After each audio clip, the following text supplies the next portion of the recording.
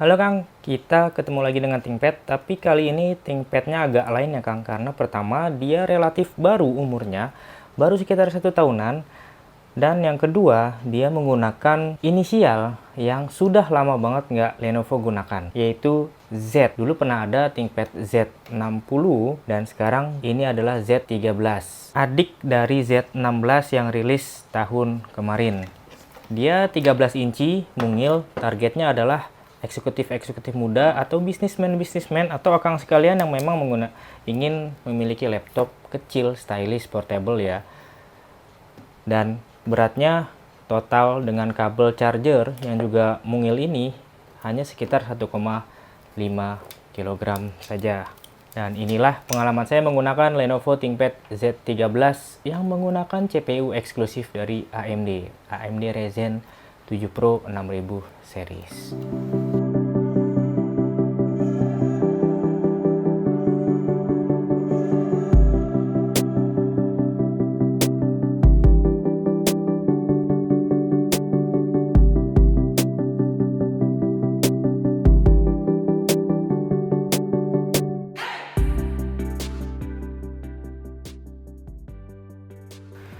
Saya akan mulai dari fitur utama. Fitur utama menurut saya adalah desainnya ya Kang. Jadi kalau Kang lihat, ini adalah model dengan kulitnya juga dari vegan ya, jadi kulit daur ulang. Dan Akang lihat juga ini ada embossnya begini, Lenovo, dan ThinkPad-nya juga dia tetap menyala, juga sama di emboss. Dan secara umum garis desain ini sangat berbeda dari semua ThinkPad yang pernah saya review ya.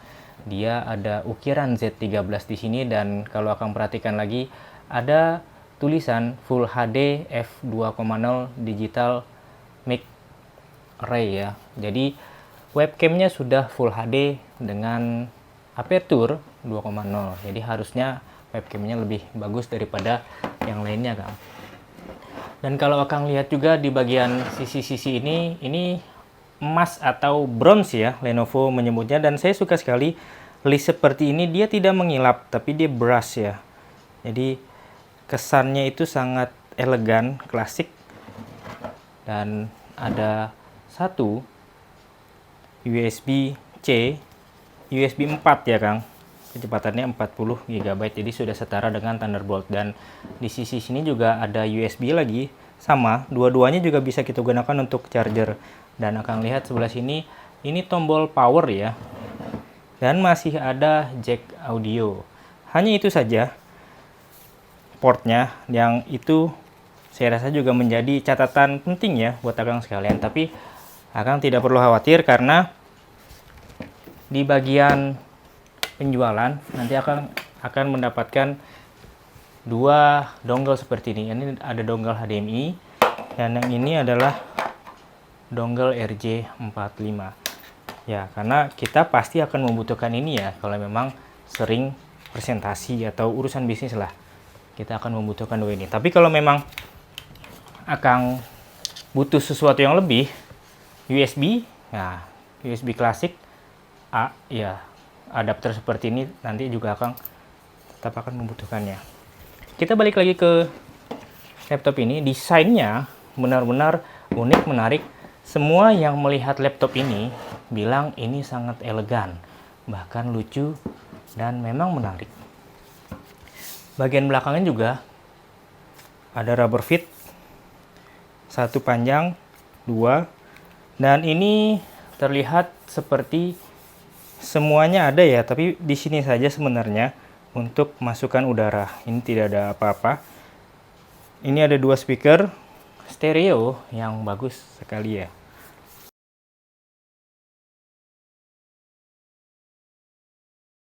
Jadi laptop ini layarnya 13,3 inci ya Kang, tapi seperti 12,5 inci. Ini bandingannya dengan Dell Latitude 7390 yang layarnya 13,3 inci. Dia lebih kecil, walaupun ukurannya sama ya, layarnya maksudnya, karena memang dia screen to body rasionya sangat tinggi, 91,6%. Bezelnya tipis banget, dan itu sangat bagus, sangat modern ya. Dan ini varian layar yang tertinggi ya Kang, dia 2,8K OLED touchscreen. Akang bisa menyentuhnya, dan touchscreen-nya ini nggak mantul, ada anti reflektifnya. Memang bukan tipe matte, tapi sungguh sangat baik, dan juga ada anti smudge ya, jadi nggak terlalu kotor ketika kita memang suka menyentuhnya. Spek lain adalah dia kontras rasionya yang mengagetkan, 100.000 banding 1. Selain itu, dia juga coverage DCI P3-nya itu sudah 100%. Jadi warna sungguh sangat baik. Kecerahan 400 nits, jadi bisa sangat gelap atau juga terang sih ya, lumayan lah. Di atas 300 nits kan sudah lumayan ya kan. Jadi masih bisa dipakai di luar ruangan. Dan dia juga sudah ada sertifikat low light, blue light ya, dari 2 Fahrenheit, jadi eye safe sertifikat, jadi aman untuk di mata kalau kita lihat lama-lama. Dari semua laptop yang sudah saya gunakan, inilah laptop dengan display terbaik. Namun sayangnya dia memang belum support pena, dan juga layarnya tidak bisa kita rebahkan ya Kang, seperti laptop bisnis kebanyakan. Akang juga bisa mengandalkan Lenovo ThinkPad Z13 ini untuk urusan audionya, karena audionya ini bukan hanya tidak mengecewakan, tapi bagus, sebagus-bagusnya audio yang saya dengar dari ThinkPad ya Kang.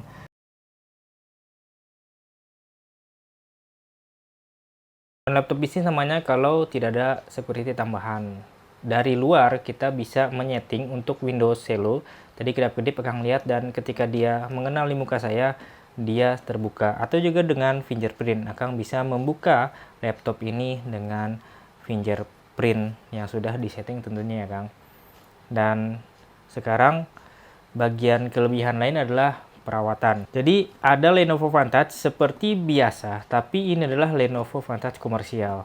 Tampilannya nggak jauh beda, cuman ada beberapa fitur yang saya rasa layak untuk disebutkan. Dia sudah ada threshold di bagian sini. Jadi threshold battery, buat Akang yang belum tahu, jadi Akang bisa melakukan charging terus-menerus dengan setting threshold. Kalau saya menyeting mulai charging 40 dan stop di 95, atau sebenarnya 90 juga cukup. Jadi selama kita mencolok charging, dia akan mengikuti aturan ini ya Kang.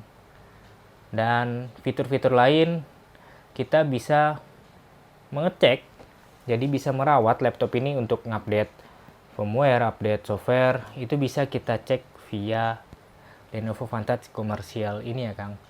Dan tentu kalau kita mau mengecek langsung, kita juga bisa mengeceknya langsung, dan bagian ini saya sungguh sangat suka. Tapi sebelumnya kita masuk ke BIOS dulu ya Kang. Untuk masuk BIOS seperti biasa, kita bisa menekan terus F1 saat tampilan Lenovo ada di layar ya. Tapi tampilan BIOS ini memang sudah berbeda dengan ThinkPad sebelumnya yang jadul. Jadi lebih modern saja, tapi fungsinya tetap sama. Kita bisa mengecek konfigurasi di sini. Misalnya display ini UMA frame per size, saya memilih 8GB, jadi bisa kita atur hingga 8GB, karena memang RAM-nya 32GB ya Kang. Jadi bisa sangat maksimal kita gunakan 8GB. Dan sekarang kita coba untuk mematikan laptop ini. Sebelum kita melakukan bongkar-membongkar, kita matikan dulu, disable dulu internal battery dari sini. Yes. Seperti itu. Mari sekarang kita buka. Untuk membuka laptopnya nggak susah ya Kang, tidak seperti laptop sebelumnya yang saya review. Jadi ada 1, 2, 3, 4, 5 baut saja. Kita kendurkan seperti biasa, tidak kita buka sampai lepas ya Kang.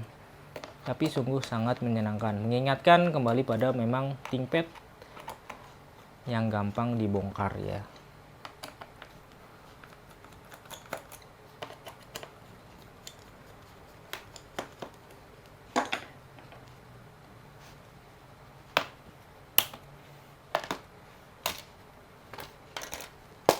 Seperti itu saja Kang, simple, nggak butuh waktu lama, kita sudah dapat membuka dan melihat semua bagian dalam dari Lenovo ThinkPad Z13 ini.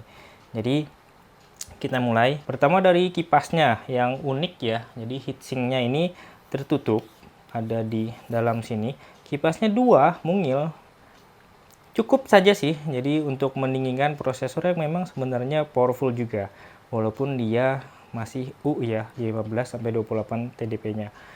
Ini 2 dan di sini akan lihat ini baterai 50 watt hour.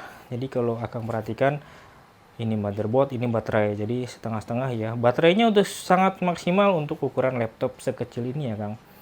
Dan dengan baterai sebesar ini dan pemakaian alas saya, dia sanggup mencapai 6 jam ya.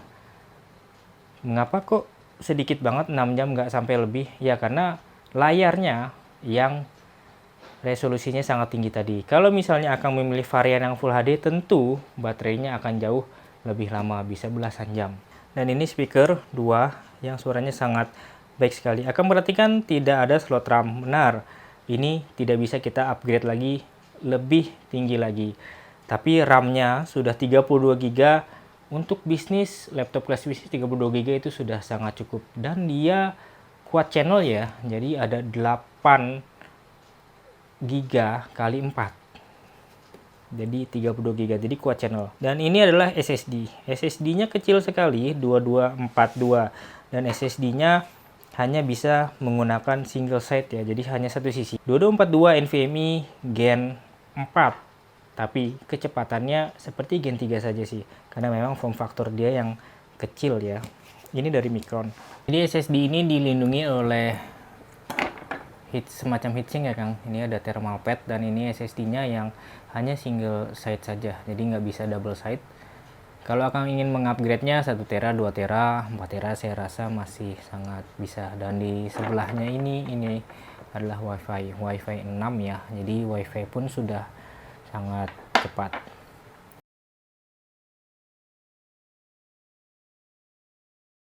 Lenovo memang tidak menjual ThinkPad Z13 ini sebagai laptop gaming ya, Kang. Tapi mereka tetap menonjolkan kemampuan multitasking dari laptop dengan prosesor AMD yang intinya 8 ini.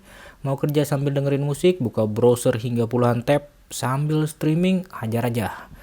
Kenyataannya memang begitu, sangat mudah bagi AMD Ryzen 7 Pro 6850U tambah RAM 32 GB LPDDR56400 plus SSD PCIe Gen 4 untuk melahap kerjaan-kerjaan itu memang sangat mudah. Meski belum Zen 4, namun AMD Ryzen Pro 6000 series ini sudah sangat baik performanya. Fabrikasinya 6 nanometer, arsitekturnya Zen 3 Plus. L3 chase-nya sampai 16 MB dengan TDP 15-28 watt. Sehingga akan dapat mengandalkannya juga untuk urusan editing video atau rendering Full HD ya, Kang. Ditambah lagi dia punya GPU onboard yang boleh jadi paling kencang di kelasnya, AMD Radeon 680M yang memiliki 12 graphic core unit dengan kecepatan mencapai 2,2 GHz. Main game dengan resolusi 2,8K dengan setting low hingga medium high dapat kita lakukan. Valorant dan Genshin Impact misalnya. Saya dapat dengan nyaman memainkan kedua game itu tanpa masalah, meski hanya dengan baterai saja. Keren gak tuh, Kang? Namun untuk game yang lebih berat lagi tentu resolusi dan setting kita nggak bisa harapkan tinggi-tinggi ya, Kang. Dan kalau Akang memang niatnya menggunakan laptop ini untuk kerja-kerja 3D, teknik, main game serius, tentu bukan ya, karena dia bakal kedodoran urusan thermalnya. Lenovo ThinkPad Z13 ini nggak lulus uji stress test yang saya lakukan via 3D Mark. Nilainya hanya 75%-an dari seharusnya 97%. Tapi Akang bisa memandang ini sebagai laptop bisnis plus.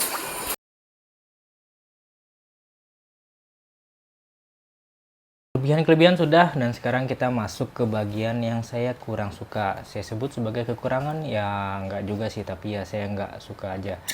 Dari keyboardnya. Keyboardnya ini sebenarnya baik ya, jadi Lenovo sudah sangat mengusahakan keyboard ini masih serasa ThinkPad dengan ada track point di tengah. Seperti ini ada track pointnya bagus ya, dia masih bisa digunakan. Yang buruknya adalah tombolnya. Akang bisa lihat memang ini menjadi sangat besar, tapi tombolnya kemana gitu kan, tombol track pointnya ini kemana. Ini mengingatkan saya pada seri 40 yang dulu ya, yang saya tidak pernah suka menggunakannya. Ditambah lagi dia tidak ada klik beneran, hanya haptik. Ini sudah saya atur ke tingkat paling tinggi, tingkat 10. Akang mungkin bisa mendengarnya atau tidak, tapi rasanya sungguh sangat sulit ya Kang menggunakan. Karena saya pengguna track point, jadi agak susah saya untuk menggunakan track point seperti ini ya. Ini yang saya nggak suka. Ya bagi Akang sekalian mungkin tidak terbiasa, nggak ada masalah, tapi buat saya ini adalah kekurangan yang rasanya sangat-sangat kurang. Menggunakan track point seperti ini bisa, tapi sulit, agak kurang nyaman buat saya.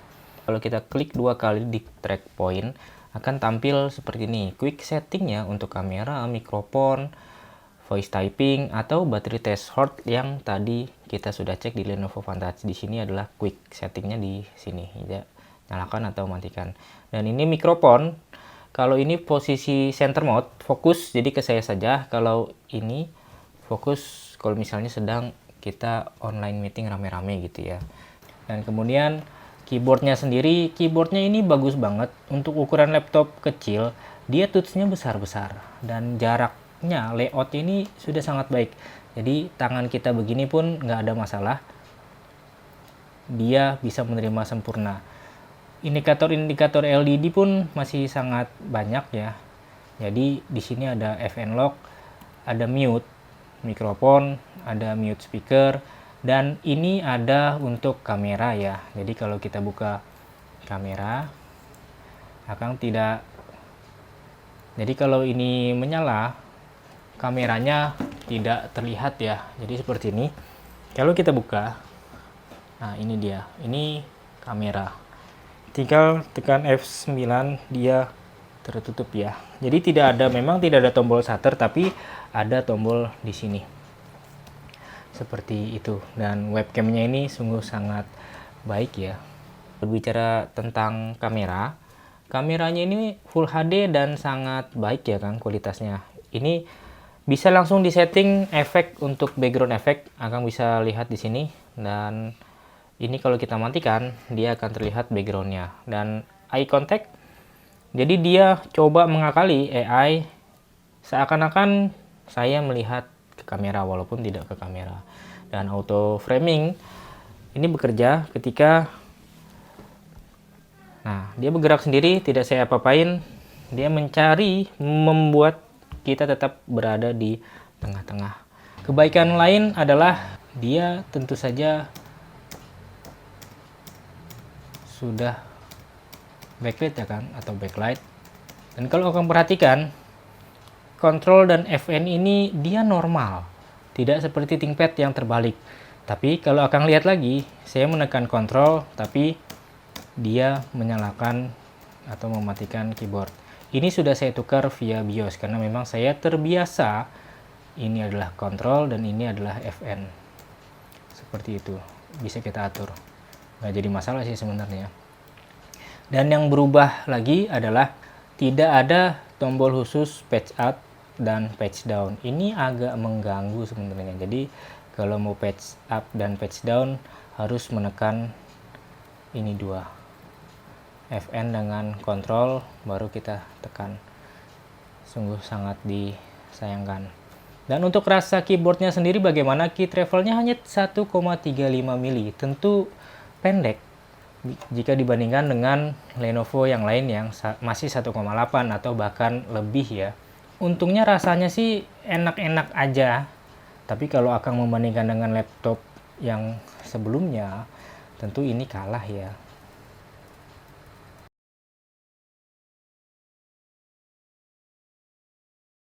Kalau kita cek di Lenovo official, laptop ini menjadi laptop kedua paling mahal yang dijual ya. Jadi yang paling mahal Z16 Gen 1 dan juga yang kedua adalah laptop ini ya Kang, Z13.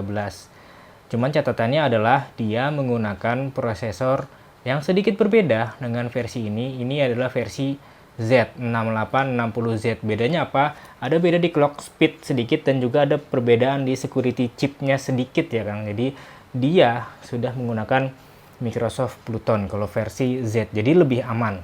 Harganya 38 juta sekarang, tapi kalau saya rasa untuk harga, karena ini laptop bisnis ya, jadi memang biasanya B2B, jadi tentu ada deal-deal lain selain kita beli secara online ya Kang.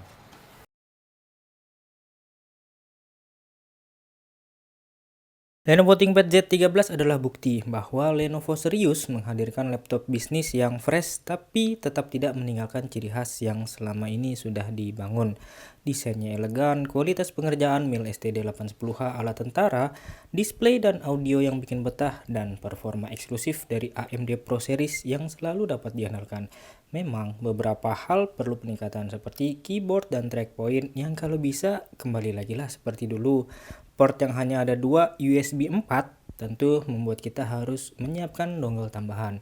Serta daya tahan kalau akan memilih varian OLED 2,8K ini memang tidak setahan varian Full HD. Terkait harga, ThinkPad baru memang ada yang pernah murah. Tapi kalau kantor mau ngasih, ya masa iya kita tolak sih Kang.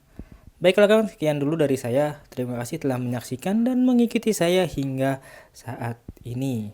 Sampai jumpa lagi, salam Diki Septerian.